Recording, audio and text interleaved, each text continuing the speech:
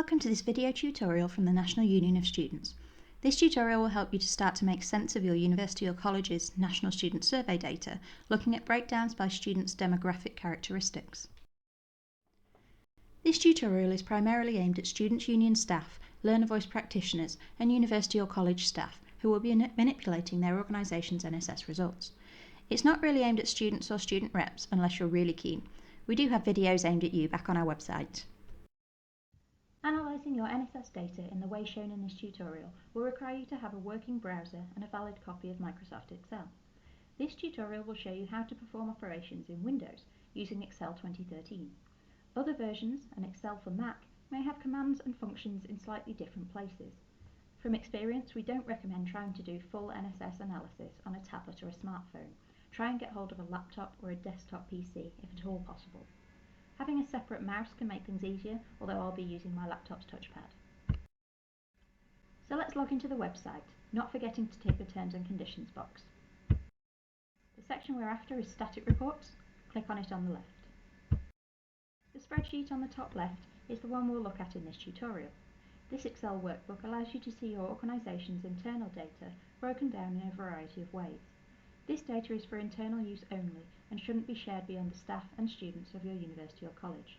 Let's download the workbook. First, you'll need to enable editing. Then you can see in the contents page that you can view breakdowns of the data according to various demographic characteristics: age, disability, ethnicity, gender, entry qualifications, level and mode of study, religion in Northern Ireland only, and socio-economic classification. What we're going to do in this video is bring data from the main demographics together into one sheet to compare and contrast them quickly. My first demographic is age, so I'll click on the link to the age spreadsheet. The first thing I need to do is filter out all the data we don't need. For this exercise, we'll only be looking at percentage degree, so to filter, I click on the grey arrow at the top of column B. I uncheck the box for select all and instead check the box for percentage degree. When I've filtered out all the data I don't need, you'll see I'm left with 3 rows: the university or college average and data for young and mature students. The NSS defines a mature student as someone who is 21 or over when they start their undergraduate course. I'm going to copy all the data from this sheet into a new one, which will become our demographic cheat sheet. In my new sheet, I'm going to highlight the blank row and the university average and delete them, as we don't need them. Just pressing delete will only delete the data, so to remove the whole row, I right-click and select delete. This leaves me with just the questions and the data for mature and young students. Going back to the contents page, I'm going to repeat the process with the next demographic, which is disability. Just a quick note at this point: when you repeat this exercise, you may find that some of your demographic data is incomplete. It may simply be absent, or you may see small stars in place of the numbers. This is because the publication thresholds for the NSS apply at every level of analysis. You need at least 10 individual responses from each group of students in order to see the data. This is in order to protect students' anonymity. So, for example, if you have a small number of part-time students or fewer than 10 disabled students complete the survey, you won't see any data from these groups. You may be able to see data aggregated over 2 years. To do this, you'd need to run a custom report through the results website, which is covered in a later video. So going back into my disability spreadsheet, again I'm going to filter out percentage degree by clicking on the grey arrow at the top of column B. You'll see that you have 3 rows this time: no known disability, a specific learning disability, which covers dyslexia, dyspraxia and ADHD, and other disability, which covers a wide range of disabilities, physical and otherwise. I've already copied the questions across, so this time I'll just take my 3 rows. Going back into my cheat sheet, I'm going to leave a line under mature and young because I'm going to run a calculation in that. So I'll paste my disability data below the age data in the same sheet. So back to my contents, I'm going to repeat the process for the remaining demographics: domicile, ethnicity, gender, and mode of study. Just another quick note: one of the demographic breakdowns provided is satisfaction by socio-economic classification. This is taken from data provided by the student at registration and most often will reference the occupation of their parents. Although such data is potentially valuable, it's extremely time-consuming to analyse and rarely shows discernible patterns of dissatisfaction amongst certain groups. It's also worth noting the high proportion of students grouped as not classified. In this data, you can see around 1 in 6 students fall into this category. For these reasons, I won't be showing you a socioeconomic analysis today. If it interests you, do undertake it, but only if you've got the time. So now I've copied and pasted all my demographics into one sheet.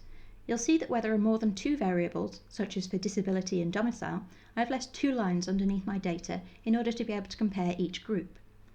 Now I'm going to start my comparison calculations. I always start by labelling the row so I know what calculation I have done. For each demographic, I'm going to pick a dominant group in order to compare the minority group to it. It doesn't really matter which way round you do these calculations as long as you label them correctly, but it often makes more sense to compare the minority to the majority. Because most of my students are young, I'm going to select mature as the minority group, and therefore the calculation will be mature versus young. I always begin a calculation by typing the equals sign, which tells Excel to calculate something for you. Underneath the first of my 2 sets of data, I type an equals sign, then click on my minority group. Because I'm comparing mature versus young, my calculation will be mature minus young. So I click in the cell with data for mature, then type a minus sign, then click in the cell with data for young. Finally, I press enter and the calculation is complete. In order to replicate my calculation quickly across the entire row, I select the cell in which I've just performed my calculation. At the bottom right of the cell is a small square. If I hover my mouse over this square, the cursor changes from a fat white cross to a thin black cross. If I click on this square and drag it across the rest of the row, holding the button down the whole time, it quickly and easily duplicates the original calculation whilst changing the cell references to ensure the right data is used for each. I then repeat this process with each demographic group, remembering to label the row before I begin my calculations, and always running the calculation minority minus majority. So the remaining calculations I have are specific learning disability versus no disability, other disability versus no disability, EU versus UK, others versus UK, non-white versus white, female versus male, part-time versus full-time. Obviously, depending on your institution's student body, you may want to reverse some of these. For example, if you have more female than male students, you may wish to compare male to female instead. In this case, you would simply calculate male minus female instead of female minus male. When you've finished all your calculations, your sheet will look something like this. The final touch I'm going to add to my sheet is colour coding, so we can see at a glance who is more or less satisfied. I'll start by highlighting all the rows I've just calculated, holding down Control and clicking on the row number to select all the data. We're going to use a technique called conditional formatting, which we introduced in the previous video on heat mapping by subject. Conditional formatting basically colour codes cells based on the number that's in them. We're going to go to conditional formatting, cells rules, and then select greater than. Because of the calculations we've just done, any number higher than 0 means your minority group is more satisfied than your majority group, so we'll colour everything above 0 green. We're going to add another rule. Go to Highlight Cells Rules and Less Than. Any numbers below 0 mean that the minority group are less satisfied than the majority group, so we'll colour them red. You may see that your row labels have been coloured in green. If you want to remove this for a neater look, simply highlight them, go to Conditional Formatting and select Clear Rules, then Clear Rules from selected cells. Finally, you'll have your coloured demographic cheat sheet, showing you at a glance which students are more or less satisfied. You can see that from my data that at Poppleton University, disabled students, international students and non-white students have a lot of red and appear less satisfied, whereas mature and part-time students seem slightly more satisfied than the dominant group. NSS data can alert you to the fact that certain demographics are less satisfied than others, and for particular areas of their academic experience, but it doesn't tell you what the problems are, why students feel that way, and what would best improve things. NSS is best used as a springboard for further research, and it can help shape the questions you ask. For example, if you find that disabled students score learning resources particularly low, you know to ask them about that rather than, say, assessment and feedback. There's a variety of further research you could do. Start with NSS comments, which can help to contextualise the figures. You could run additional surveys, focus groups or interviews. You may also decide to support certain groups of students to self-organise. If you have, for example, a disabled students officer or a mature students society, consider meeting with them to discuss the data. They may decide they want to run a campaign to improve an aspect of the learning experience for students like themselves. Just a final point before you go and analyse your own data, you might see big differences between certain groups of students that look shocking at first glance. It's worth bearing in mind how many students fit into each particular category, as smaller sample sizes may encourage larger differences that aren't necessarily statistically significant.